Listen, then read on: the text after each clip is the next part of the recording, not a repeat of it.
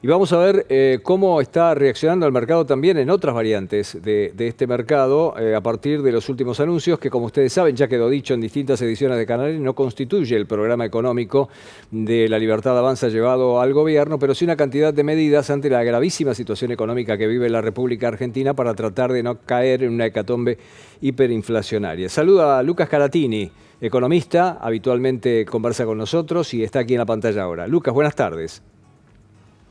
Pepe, ¿cómo estás? Un gusto siempre estar acá conectado y charlando con vos. Lo mismo digo, Lucas. Bueno, vamos a ver, aparentemente la reacción a los anuncios, a pesar de que son durísimos y que constituyen todo un problema, sería muy positiva.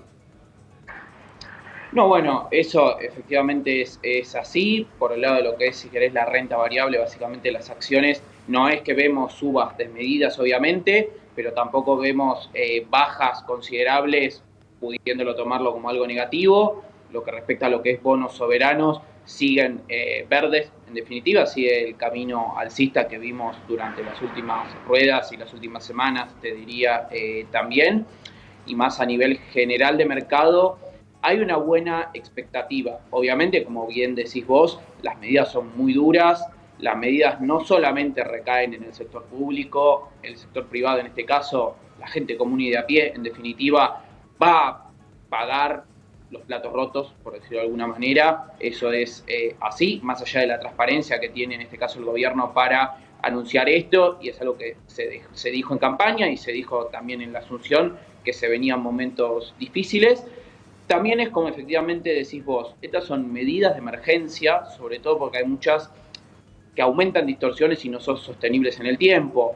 Los impuestos a las importaciones, los impuestos generales a las exportaciones, por ejemplo, por nombrarte algunos, no son medidas que se pueden prolongar en el tiempo, se podrán sí utilizar un par de meses para tratar de acomodar las cuentas.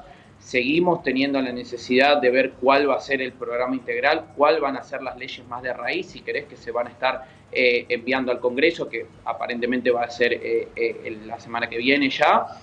Y también estar atentos que empezó a correrse el rumor de que iba a haber, no quiero decir un decreto como el que hubo en su momento en la vieja época de la convertibilidad con el presidente Menem en su momento haciendo el anuncio de regularización del Estado, pero aparentemente va a haber un par de decretos para, bueno, ir en camino hacia la normalización de la economía, ¿no? Todo eso está bastante bien recibido por el mercado.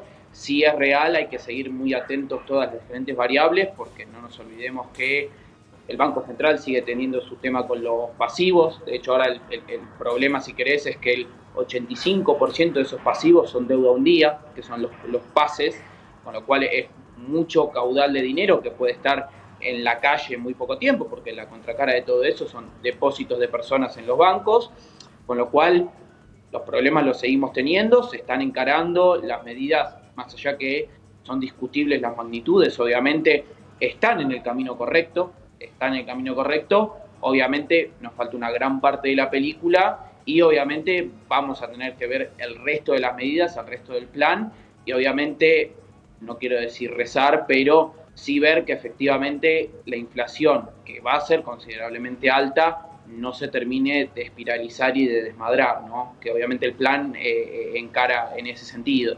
Lucas, ¿tenés en observación de cuánto podría llegar a ser la inflación en el mes de diciembre y enero? Bueno, mira, obviamente, dado que hay muchas cosas que siguen aumentando, es real, hay muchas cosas que todavía no vimos el impacto. Dijo el impacto y ahí se congeló la imagen. Vamos a ver si podemos recuperarla. Le estábamos preguntando por la inflación posible del mes de diciembre y también del mes de enero. Recordemos que algunos estudios de la banca internacional ubicaban la posibilidad de incluso superar el 30% de la inflación en el mes de diciembre por el impacto de todos los cambios y además de los precios que han seguido subiendo, las tarifas retrasadas que van a tener que regularizarse y un largo etcétera. No sé, Lucas, si ya estás nuevamente en contacto. Sí, Bien, contanos, por favor. A ver, allí. ahí estamos, Pepe, perdón. Puede fallar la conexión a veces. Bueno, dale. Te estaba escuchando, es correcto lo que decís vos, falta el ajuste tarifario por un lado, falta ver el traslado a precio final, sobre todo, nosotros no nos olvidemos que en el 2015 pasó una discusión similar que era cuánto de todos los bienes de la economía se movían a lo que son los dólares financieros o paralelos y cuánto al dólar oficial.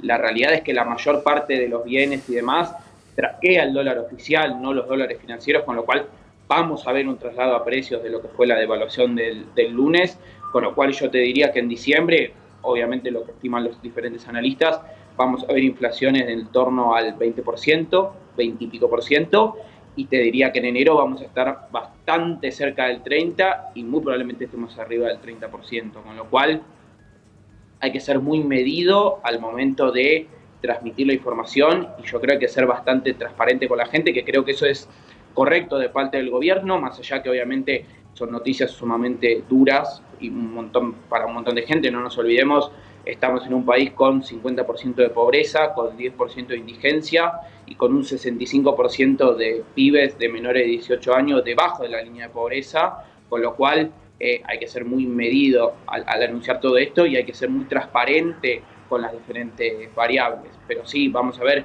inflaciones por arriba del 20% en los próximos meses, esto es así.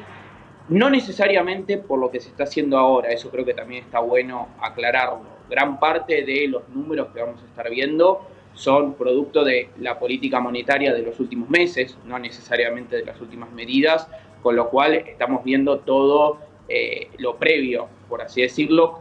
Por eso decimos que las medidas que se tomaron desde el día 1 están en el camino correcto.